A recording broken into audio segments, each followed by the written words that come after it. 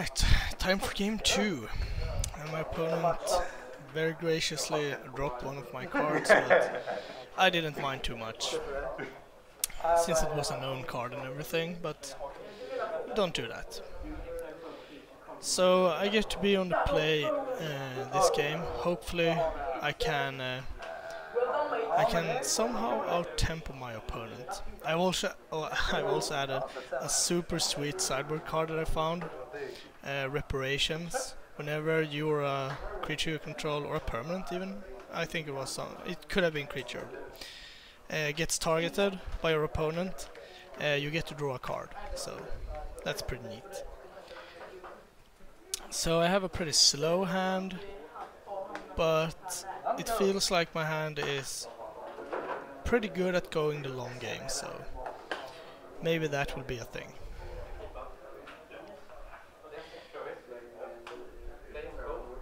Also, the first game was such a grind. It was so close though, so I was feeling pretty sad. I was also feeling pretty tired, because I'm working all the time, so that's some kind of obstacle as well, but it's okay. Magic is fun either way. So my opponent has a turn 2 play, which is a Vampire Hex Mage, and I just assume that there is a Dark Depths hiding in the deck somewhere, but yeah, I'm just gonna smoke the Hex Mage right away. My opponent sacked it in response. I didn't gain any life from my Lightning Helix, unfortunately, but there's that. I do get to play and smash with a Mantis Rider, and this is my key strategy to win this game. Just keep hitting and don't give my opponent any time to set stuff up, and really punish like Thought Seizes and fetch lands and what have you, Signing Bloods. I mean, just trying to get all the points in where I can.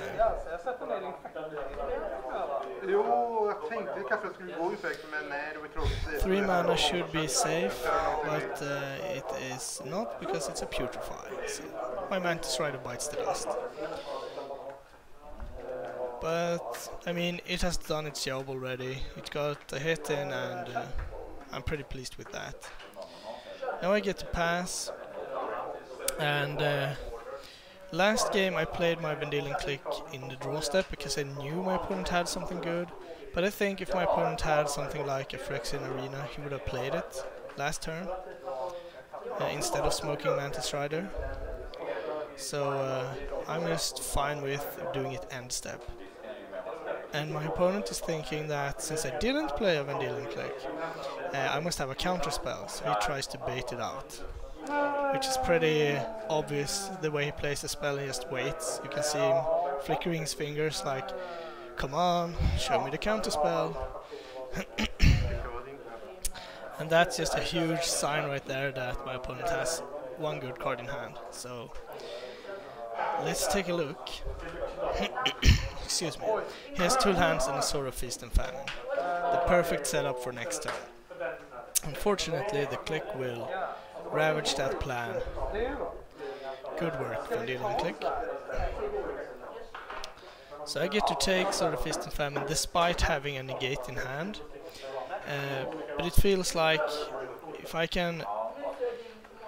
could choose one card my opponent could not have in his hand, it's basically Sword of Feast and Famine, so it feels better to just let it go. Now my plan is clear. I have to swing with Vendilion Click and win the game with burn and flying damage. This is also a tell, by the way, playing an untapped land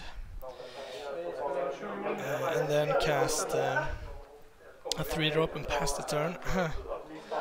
But if my opponent had drawn something like Tragic Slip or what have you, I would like to have negate up all the time. So now I know my opponent has 2 lands in hand and 2 random cards, I believe.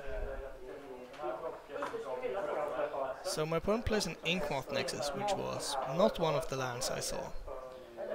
So that's also a pretty huge tell.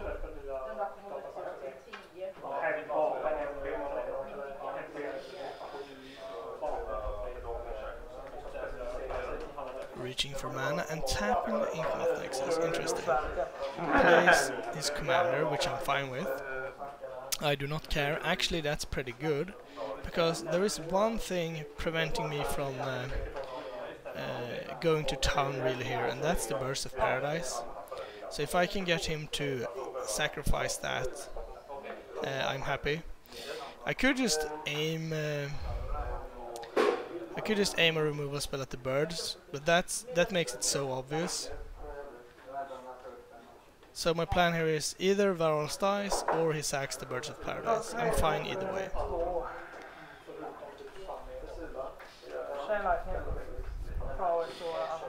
Then I'm not sure about this play, but I'm with the Shuyan trigger I am giving himself double strike. And the thing is that if my opponent has, for example, Abrupt Decay here, and I give Vendilion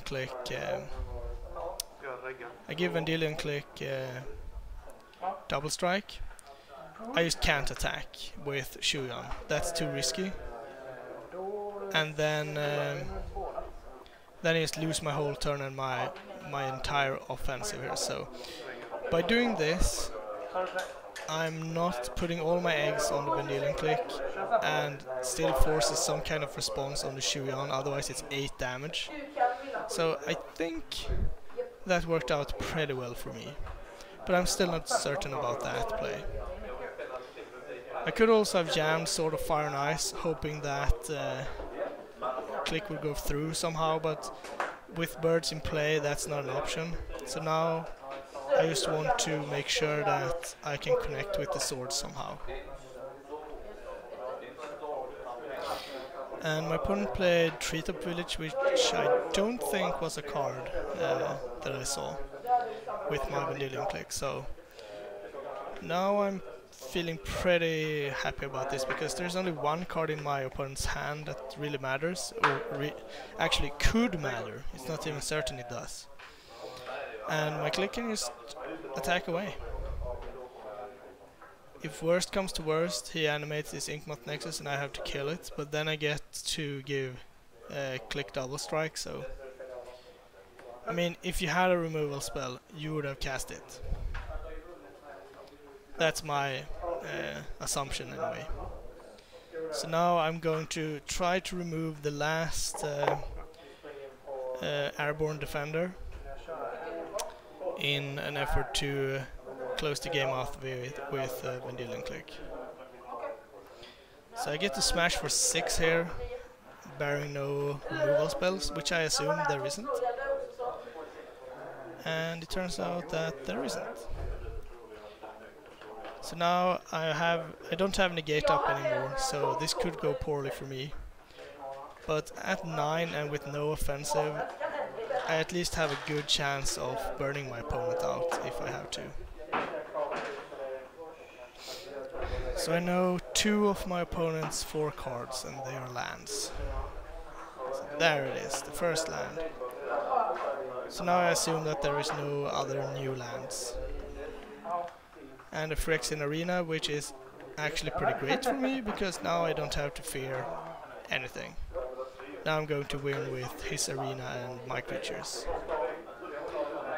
I drew a land. I could play Sword here, but I figure since I have Lightning Bolt, all I have to do is attack, and Lightning Bolt plus Negate plus Double Strike should be good enough, except for Abrupt Decay.